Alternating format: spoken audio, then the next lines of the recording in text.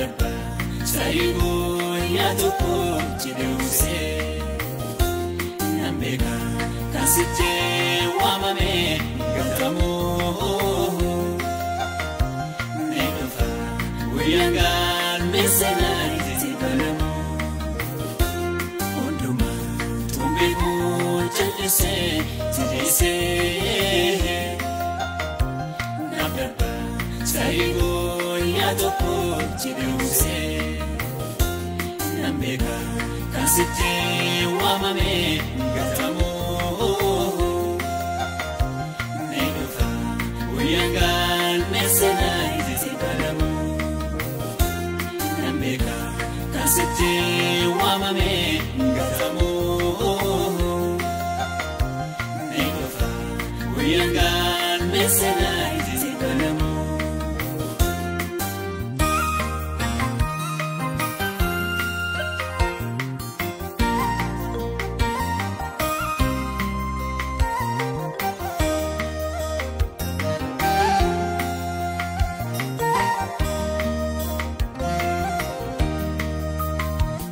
Adara nangodin namagai pangkame gatama siwaji nemeram dajavir barama waliwa tinganam echiti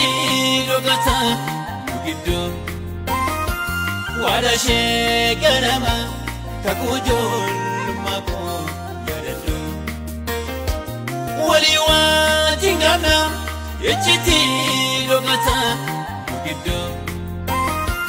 wadashe ganama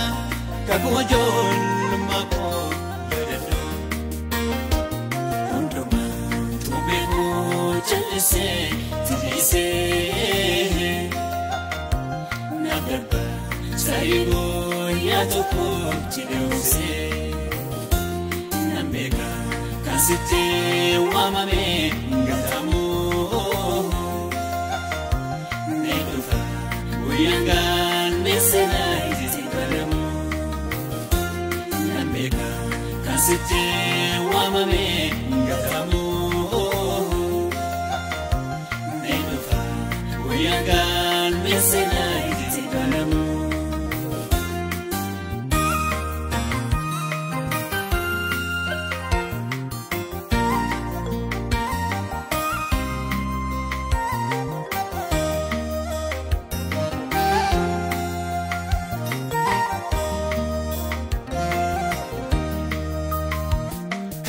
Evangelism, Malegu, Amiti, Nambega, Almachu, Walale, Undasi, Penise, Nambega, Adimo, Lugadam, Tupike, Tinia, Manamta, Kakate, Nanatu,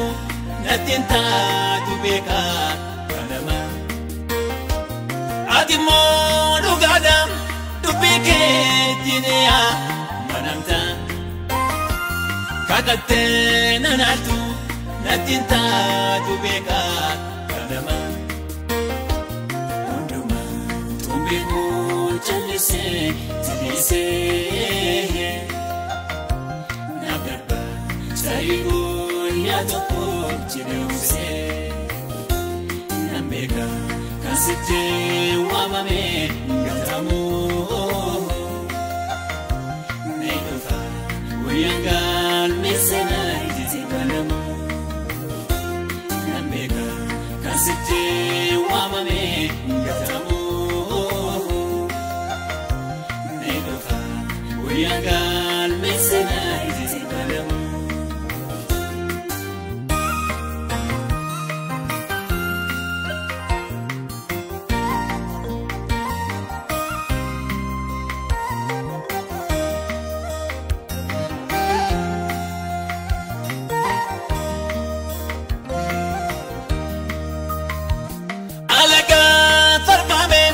Dinaka balamea rapsame Kakue gufyeja namawa imbame kaname Dabasir agogam Jeboma sanuma bitufi Utua tejirtu